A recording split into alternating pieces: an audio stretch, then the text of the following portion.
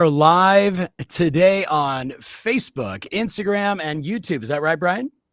Right on, right on. So David, first of all, as we're watching people jump into their favorite platform, there is so much to talk about. And I appreciate you reaching out and saying we should do a live. For the people that don't know David Childers, he's the CEO of Keeping Current Matters. David, Bill, who's the former CEO, and of course the great Steve Harney, who many of us know passed away just about a year and a month ago. Yeah. So I already know how he would respond to what's going on in the world today, David. But today we want to focus on tariffs. We want to focus on interest rates. We want to focus on the craze of the stock market. And most importantly, we want to focus on controlling the narrative. So David, for the person maybe that's watching this and they haven't been introduced to you, give them kind of a quick little who is David Childers, and then let's get right into helping everybody create more confidence and the right narrative with about 10 slides you put together to make our friends watching the best agents in their marketplace. So David, talk to us. I'm excited to be with you, Tom, and thank you for putting this on. I'll say a couple things ago. 17 years ago, listen to this. Steve sold his real estate company and said, I want to help agents answer questions that are hard to answer. And guess what? There are some questions that are hard to answer right now. And we have, if you were here with me in Richmond, Virginia, we have a wall that says we believe every family should feel confident whether buying or selling a home. And that's what drives the work that we do. And here's what Steve would say. I want to remind you this, Tom, you're going to know it. He'd say, calm down, sit down, think, plan, and act. And that is exactly where we're at right now.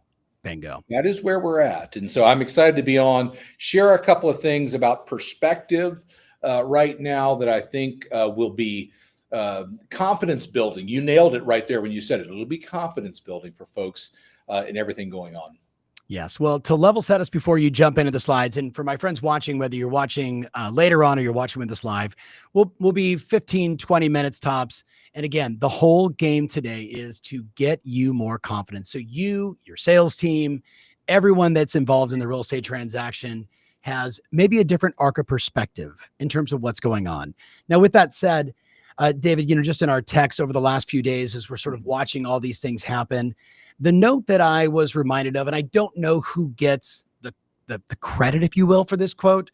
I always think of Mike Vance as one of my mentors who would share things like this. He would say, just a reminder in business, the government sets the policy and we as business owners, we do our best to adjust to the new policies, right? Like that's business. And when I think about my friend watching you right now, wherever you are in the world watching, can I remind you that you've made adjustments before, that this is not a crisis. This is a shift. It's not a crisis. This is a shift. And David's going to impact all of that. And most importantly, I want to lean into your confidence, how you were able to act during the pandemic, how you were able to act when rates went up to 8 or, an all-time high for many of you inside real estate, that this is just another one of those moments, as David said, that we need to calm down. We need to focus. We need to remember the things that we are in control of. You are in control of your mindset. You are in control of the message you put out. And a lot of what we're going to share today, we're going to encourage you to be sharing, to control the narrative, at least with your database of customers, which means the things we're going to talk about today, I'm expecting you to write a blog post. ChatGPT or Grok or someone will help you with that. And maybe include a video and then email that to your entire database. Post it on LinkedIn. Post it inside of Reddit if you really want to get some traction. You're going to be in control of controlling the narrative because you can control that. That's a lot of control words I've just thrown in there multiple times. The other thing I wrote down is you can also control, just like during the pandemic, do you choose to market more or market less?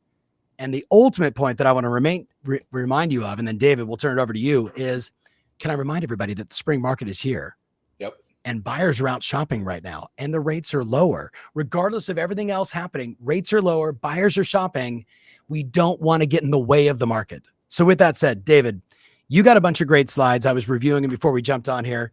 Take control of this and let's educate people. Let's get them feeling confident about communicating more and more about what's actually going on here. Yeah, for sure. I think, Tom, the thing I would say, we were joking around about it earlier. This is the market. Keep your hands and your feet inside the vehicle because it's going to be bumpy. We have to understand that. And I think right now there are so many people trying to tell the story of real estate that if we don't get out there and tell it, it's not told in our favor. That's the bottom line. And you and I have talked about this. I'm gonna share my screen. I've got a couple of slides here, and Tom, you kind of coach me on it. If you want to come back in, we'll kind of pull them down, and talk. But here's the bottom line: headlines do more to terrify right now than to clarify what's going on. That is true for sure out in the world. If you think about it, right now there's so many things that are being done to sort of twist the narrative. And I would encourage people to look at this from a non-political view, and the fact that this is, tariffs and all of that going on. I'm not going to say they're not real because they are, but it's all political wrangling, in my opinion. And you can pretty much watch the narrative and tell where somebody sits politically, right? And I think that's the first point, Tom, that you've always been masterful in saying is don't fall into the political trap of this. No. Watch what's happening. Be wise. Be measured in what you say. Because all of these headlines are that, hey, we're heading back into a recession. This is going to destroy homeowners. Everything in our business is being twisted right now for attention. Yes. That's the bottom line. The thing I want to remind everybody else is, and again, this line about, headlines do more to terrify than to clarify. Think not too long ago, I think it was on Joe Rogan's show, but many people showed this, where we literally had hundreds of newscasters saying the same exact message over and over and over, all at the same time with the same exact script. I think this is one of those moments where if we can have you and all of our friends watching, whenever you see this, to create some content around, remember, headlines do more to terrify than they do to clarify, and then share 2 or 3 of the talking points that David's going to share with you today. And then I'm just going to remind you of this, David. I know you'll back me up on this. When is the single best time to buy? Well, the single best time to buy was yesterday, right? Yes. I would argue the single best time to buy is when everybody else is in a panic. Yeah, for sure. When everybody else is nervous, like I think about like the last 72 hours, I'd be curious in the comments, how many of you have invested in the stock market since last Thursday? Yeah. I've been telling my wife nonstop, the world's on sale. Your future self will be very grateful that you invested in some key stocks over this time period. Yeah. I think the same with real estate. The reminder, remember the old Warren Buffett quote? Yeah. Be greedy when others are fearful. That's right. Fearful when others are greedy. Bingo. That's it right there. And oh, by the way, there's a lot of fear in the market. Our buddy Patrick Bet-David, we've talked to you and I were on a podcast with him. What was that, a couple of years ago? And this kind of stuff when he told us the world was falling apart and that all of housing was going to go down by 20%, and he was dead wrong. By the way, we should link up that interview and let's make sure we tag I'm wrong or you're wrong, Patrick Bet-David, once again. Listen, as a guy, I like him. I generally agree with most of what he says, but in real estate, he's been off. You know what I mean? For the last couple of years. So comes out and he says, hey, 6.1 million Americans are behind their mortgage. This is multifamily. This is misinformation at its best, caused to sort of confuse folks. But let me give you the facts here real quick, Tom. And please, if we wanted to make that case that, all right, there's this impending doom coming in the housing market, let me tell you why there's not really a factual case to be made. First point is this right here. 83% of mortgage holders have a rate under 6%. Now that doesn't guarantee us things won't be challenging, but what I can tell you is anecdotally, the American homeowner will do everything in their power to preserve that asset. They'll do everything in their power to keep that mortgage rate. They can't go out and rent an apartment for that. And they're strong. They're positive in it. Okay, so that's the first point. Know your numbers in this. 83, and just remember, just write that down. 83% of Americans have a mortgage under 6%. Second point, Americans are sitting on massive equity in the housing market. Yes. 39.3, call that 40%, own their home free and clear in this country. 29.3 are equity rich. So you'd have to, and I always say this, you and I have been across the country doing Listing Edge this year. I'll listen to a perspective on why you believe this market's going to crash, but it should include somewhere along the way, kind of aliens coming down, and Yes. because there's not a mathematical or sort of a logical piece. Now, I was with, like you've been on the road for the last 7 weeks, and I did a couple of mortgage company events. Now, there is a small sliver of the market that is experiencing a little bit of challenge, and that is folks that have bought in the last couple of years on an FHA or a no money, maybe VA deal. But it's not the overwhelming majority of the market, and the market still performs very, very strong right now, given the enormous number of people that have a great mortgage rate, the enormous number of people that are sitting on massive equity. But I'm telling you, you turn on the news and you will not hear that in what's being said. And I would just say to my friends before he switches away from this slide, shooting a piece of content with that slide in the background and saying, if you bought a home in the last 2 years and you are nervous and you want to talk to an expert, send me a DM. Yeah, absolutely. I'll throw it back up here in a second. Grab a picture of it and say, hey, look, I was studying the market today. I'll even go back and grab the mortgage rate one, because I'm going to turn the perspective in just a second to recession, right? Yeah. Because that's what's being talked about right now is, oh, by the way, consumers are freaked out. Oh, by the way, tariffs are coming. What's going to come next? It's recession, and that doesn't sound good. Yes. So let me share this. Let me go back, grab these pictures real quick. Let me pop that up there. If we can get that in the view, we'll be good to go. All right. Nope. First one back. I'll get this one. Go ahead and grab a picture of that. 83% of U.S. mortgages have an interest rate under 6%. That is phenomenal. Good for them. Causes challenges, we know, in the market at times. The other truth, Americans are sitting on massive equity today. Even just snapping a picture of this and saying, hey, did you know this about what's happening in American real estate? I've always made the case that under the surface, Tom, we probably live in the strongest real estate market of our lifetime. I agree. I mean, that's the truth. And you talked about confidence. That's the confidence we should have. Bingo. I would say to all my friends watching, wherever you are on social, tag a friend or two that maybe has been in a bit of a panic. Maybe, they have bought into some negative headlines. Maybe they didn't actually read the articles. They just read the headline and they got, caught up in the noise. Tag a friend or two who you think might need to see this. So David, being mindful of time, let's talk recession, because it's fascinating. Even in my tower here in Dallas, I've got friends that are saying, what do you think? Are we going to a recession? Is that what's going to happen? So let's unpack that.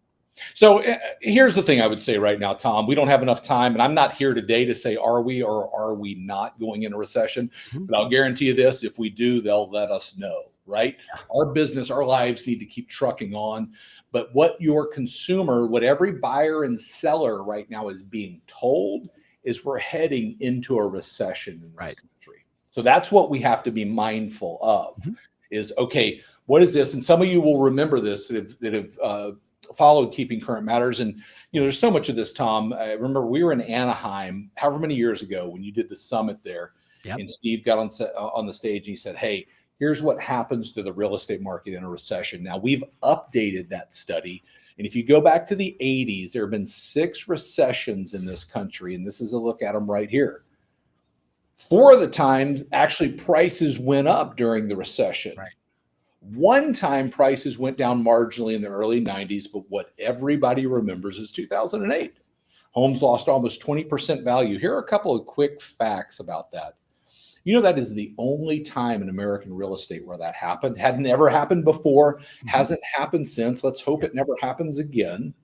But every time somebody hears recession, they think, here we go again, right? They think housing crisis.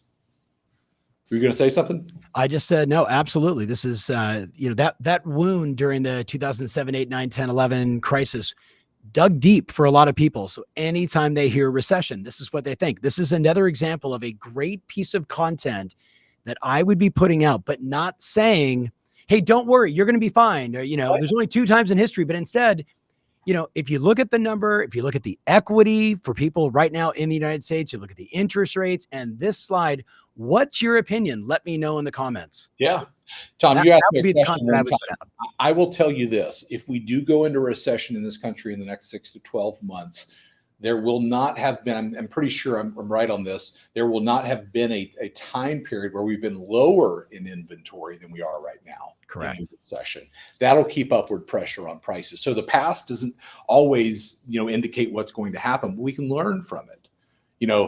I think this point, the other point I would make, the flip side point to that, what a recession has meant in the past in those same, 6 time frames, Right, is falling mortgage rates. And oh, by the way, what are we seeing right now? First of all, we're seeing a lot of volatility. mm-hmm. I looked up just before we got on, 6 3/4 on the average 30-year fixed. It dipped down to 6.6, maybe touches 6.5. 10 years down, up, stock markets all over the place. You just talked about the opportunity that presents. Right. But we need to have an understanding of this is what happens. That's where confidence comes from. Yes. Right? You know it better than anybody. If you understand the questions, and you always say this, I love this statement, knowledge is power. In today's market, that is absolutely true.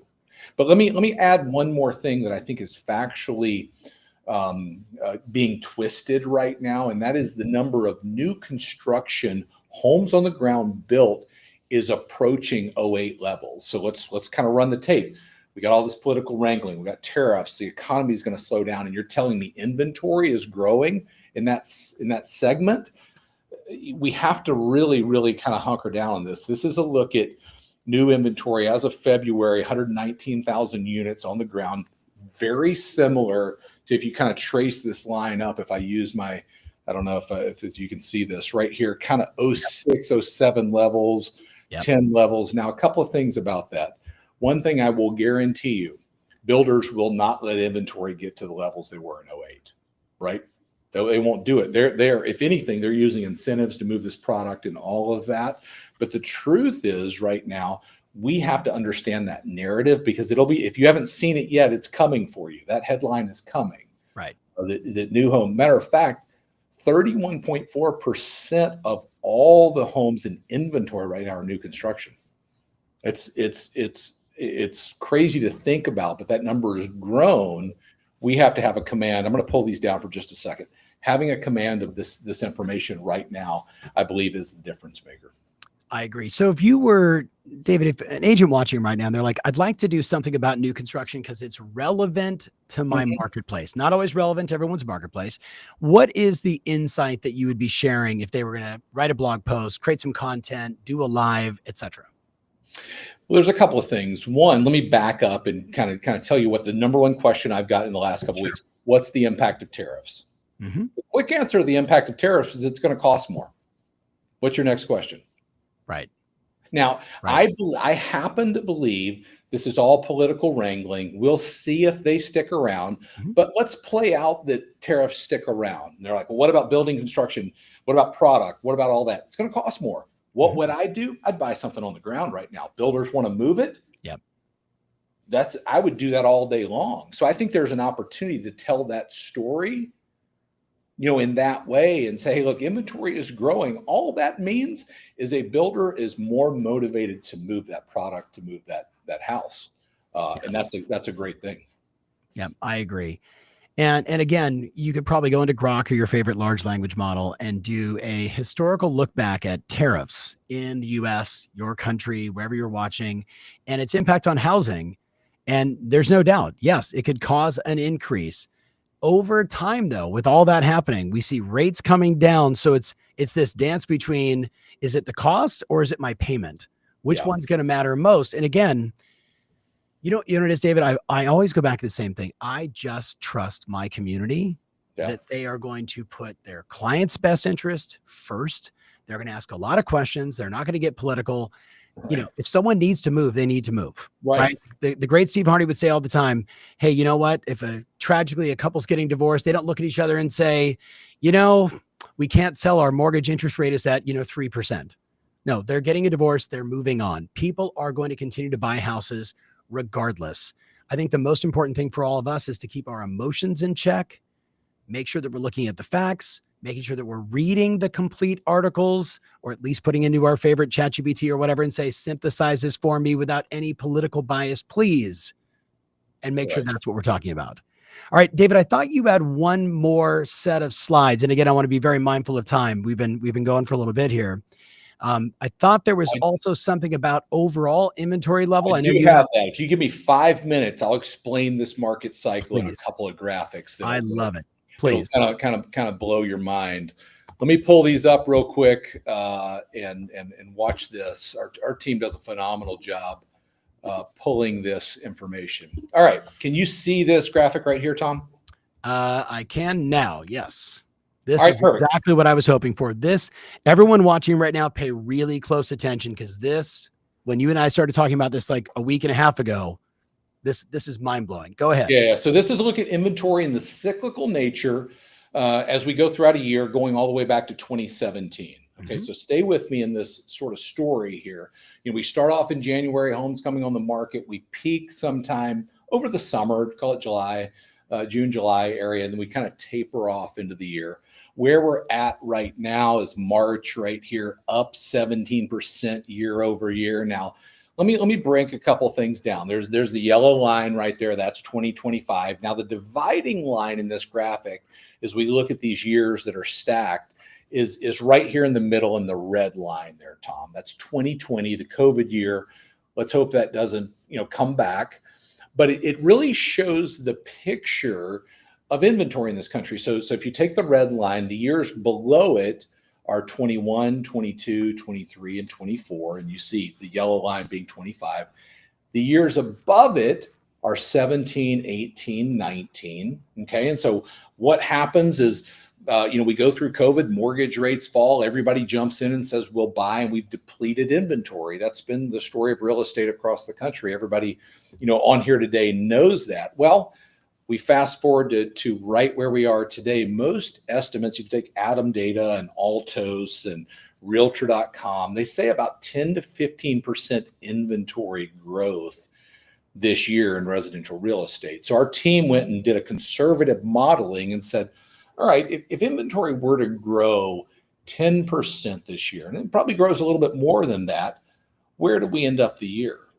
Well, this sort of that dotted line right there shows exactly where we end up the year. Now stay with me. Yep. It puts us in the neighborhood right here where I've kind of drawn that green circle of right where we ended 17, 18, and 19. The last three, oh, by the way, normal years in real estate. Mm-hmm. Now, Tom, here's what's important. This is causing price moderation across the country. That's a good thing. Mm-hmm. This is a more healthy market. That's a good thing. And we need to be vocal about this. We need to prepare sellers and buyers. This is the reality in the market. And grabbing a couple of visuals like this for a buyer presentation, for a listing presentation, I think are going to be key. But it shows the 5-year cycle, and I'm going to pull these down real quick, that we've just gone through in residential real estate relative to inventory being depleted, mortgage rates rise, and now we're sort of coming back to where we were. So, David, what goes through my mind is let's put the slide back up one more time. Yep, I'll have to pop it up. Hang on a second. Thank you. So, for my friend, if I was your guide, if I was your Sherpa, if I was your coach, I would say, can you go back in time to a YouTube video you shot during 2017, 2018, 2019 about buyer sentiment? What was on the mind of buyers and what were agents saying? And then I would try and fast forward that to today and literally do a side by side, because here's what I know. I looked back at my videos in 17, 18, 19, and you know what the constant complaint I heard was? There's not enough inventory. There's too much buyer demand. There's not enough inventory and there's too much buyer demand. And yet here we are today. And of course, listen, if you do the blended average of 17, 18, 19, it looks like the rates were about 4.2, 4.3, right? A blended average. And I'm sure if you did a 5-year ARM, you can get it for less, right? All the same things we know.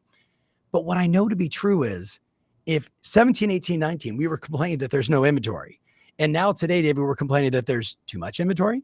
Right. What it tells me is the constant reminder I have for my friend out there watching, just listen to me. There is zero growth in comparison, criticism, and complaint. There is no joy in criticism and complaint in comparison. There Right. is definitely no growth in it. We have to see things as they are. And it would be a very cool video for you to post talking about 17, 18, 19 during that time and today to show that slide as a side-by-side comparison. Of course, home prices have gone up. I'm not naive to that. I'm still pointing out the obvious. We still don't have enough properties to sell in comparison to the buyers that want to buy a house. So, David, thoughts on that as I say they should shoot that video or go a different direction? You tell me. Absolutely. The words that I would use, there are two things that are happening right now in real estate. And you want to get these words down. Price is moderating. Yeah. Use that word. Price is moderating. And we're returning to a more healthy market. Yes. Right. 21 and 22. You and I have been on the road many weeks. I've heard you say champagne and cocaine, right? That was the deal. It's crazy. If you didn't make any money back then, I'm sorry. That's Yes. that's the bottom line. But we're returning to a more healthy market, and that is a good thing for us. It's a good thing for buyers and sellers. We have to keep that in mind. 100%. Well, I've got 16 of the best team leaders in North America literally sitting in Studio B. So I've got to run over there. I want to say to all my friends out there watching, remember, headlines do more to terrify than they do to clarify. It's up to you to control the narrative, right? Don't be political. Talk about the facts. Ask for engagement. Find out what's on the minds of your customers. And remember, at the end of the day, our job is to be the educator, to be the Sherpa, to be the guide, right? Not to put our political beliefs in front of all this, not to fear monger in any way, shape, or form, and also not to oversell to someone that is not ready to move forward today. Our job is to listen, to ask great questions, to find out where they are, and then help them in their journey. So we hope that today, this quick little live show and all these great slides from Keeping Current Matters gave you just a little more confidence to do it even better today. So David, thank you always. I have to say, if they haven't gone to trykcm.com/Tom Ferry, I'm assuming, David, all those slides will be there and more. And for my friend watching, thank you so much for being a part of our community. Go help some people today. Go do it with confidence. We got faith in you. You got this. All right, David, thank you so much. See you. We're seeing you on the road soon, my friend. Take care.